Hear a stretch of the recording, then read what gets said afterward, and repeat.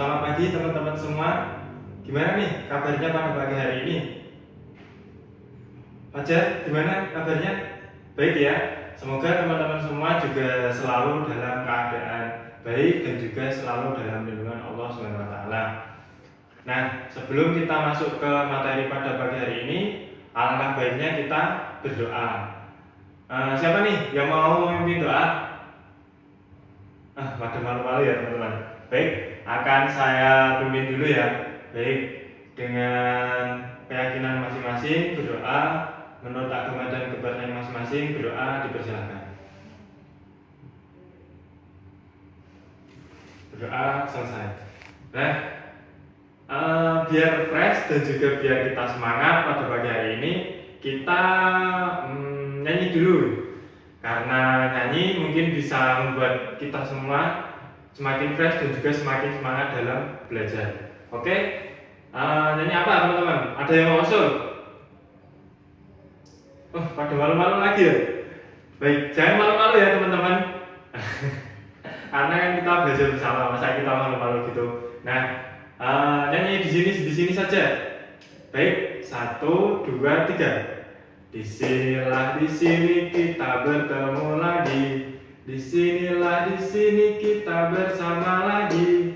Salam, salam, salam, salam, salam. Oi, sekali lagi ya teman-teman. Bisa kan? Bisa.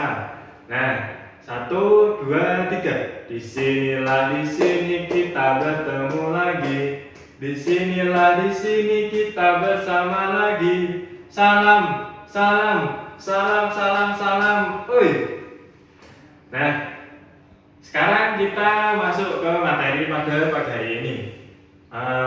Kemarin kita kan sudah belajar tentang model-model pakaian masa kini ya teman-teman. Di antaranya kalau yang mungkin lagi disenangi teman-teman perempuan, mungkin ada kayak kardigan gitu.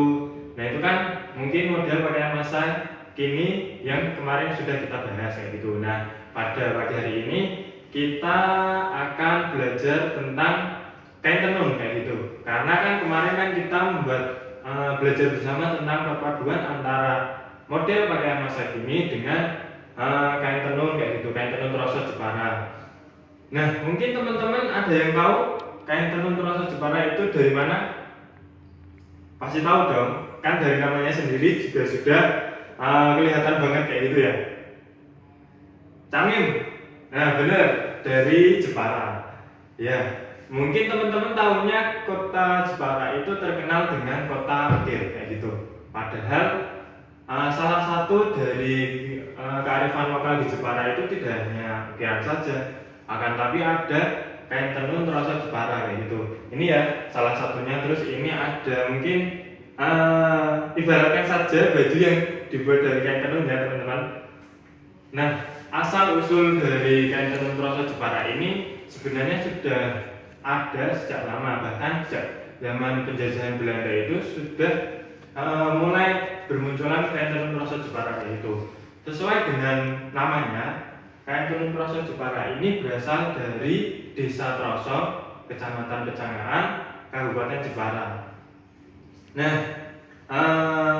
proses pembuatan kain tenun Troso Jepara ini karena dulu saya pernah bekerja sebagai tukang tenun ya, kalau nama sebutan buat orang yang membuat kain tenun Troso Jepara ini.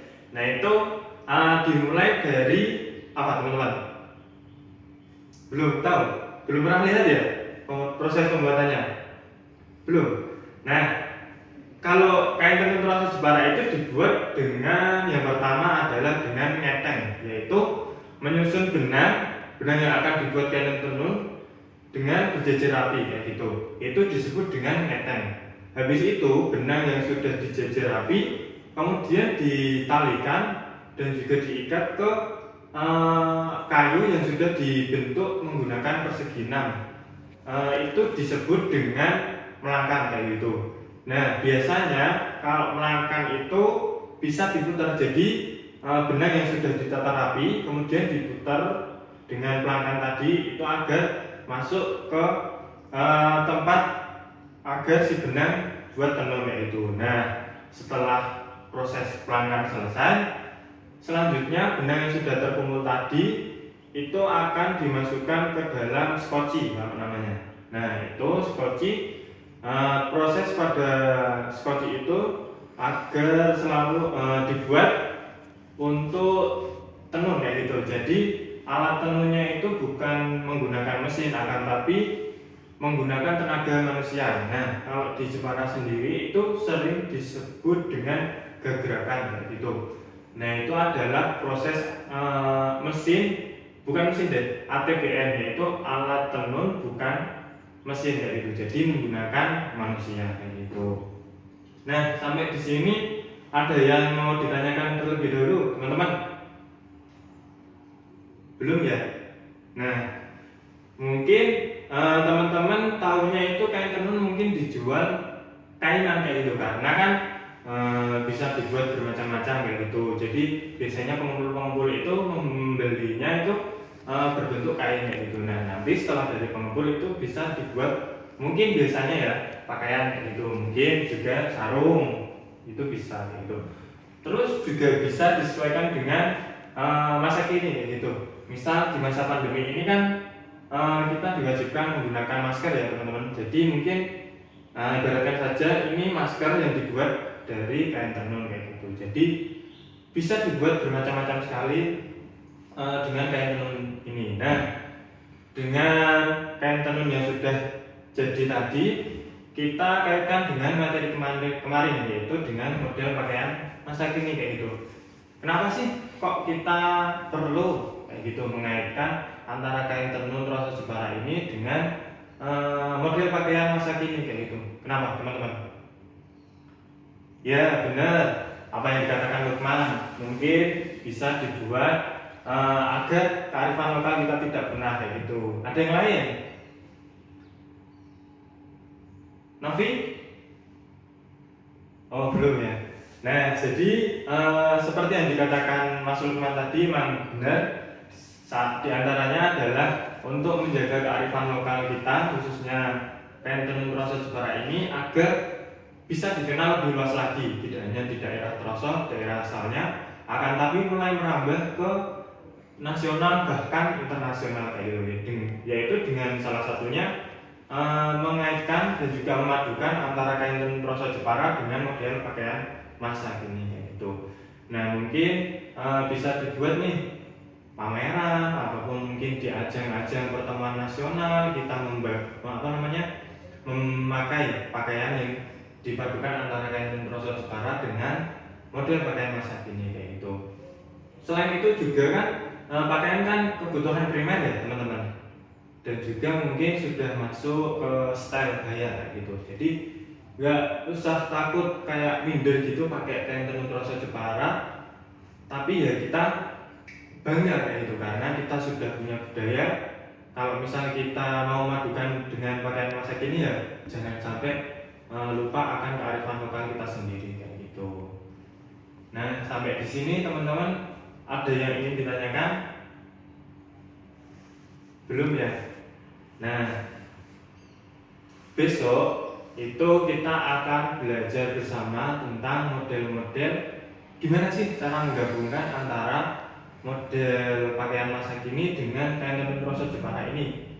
Banyak sekali ya teman-teman ragamnya. Misal mungkin dibuat kemeja yang koko, terus juga mungkin kardigan yang memadukan antara kain tenun Roso Jepara ini dengan model pakaian masa kini kayak gitu. Jadi teman-teman silahkan habis ini jalan-jalan ataupun mungkin melihat-lihat di internet atau di browser teman-teman semua, kira-kira besok saya mau buat apa ya?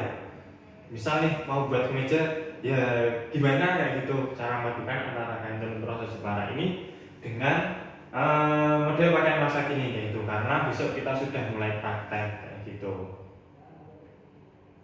Ada yang ingin ditanyakan teman-teman? Gimana? Sudah ya? Sudah paham? Nah, oke. Saya mau bertanya dulu deh. Yadi, hari ini kita sudah belajar apa, Yadi? Benar, sejarah kain tenun Troso Jepara, terus juga asalnya. Terus Jailani apa? Apa? Benar, tentang latar belakang kenapa kok kita harus memadukan antara kain tenun Troso Jepara dengan model pakaian masa kini kayak itu. Udah ya teman-teman. Nah, mungkin itu saja yang dapat saya sampaikan. Terima kasih, tetap jaga kesehatan dan juga jangan lupa pakai maskernya ya teman-teman, dan tetap patuhi protokol kesehatan karena kan kita masih dalam keadaan pandemi COVID-19 ya teman-teman. Jadi tetap jaga kesehatan dan juga sering-sering cuci tangan ya teman-teman, kayak gitu. Mungkin sebelum kita akhiri, kita nyanyi dulu deh. Kayak tadi dipimpin siapa nih? Nanti saya barengi deh. Dipimpin oleh Pras ya. Baik, Pras, 1, 2, 3. Di sini kita bertemu lagi.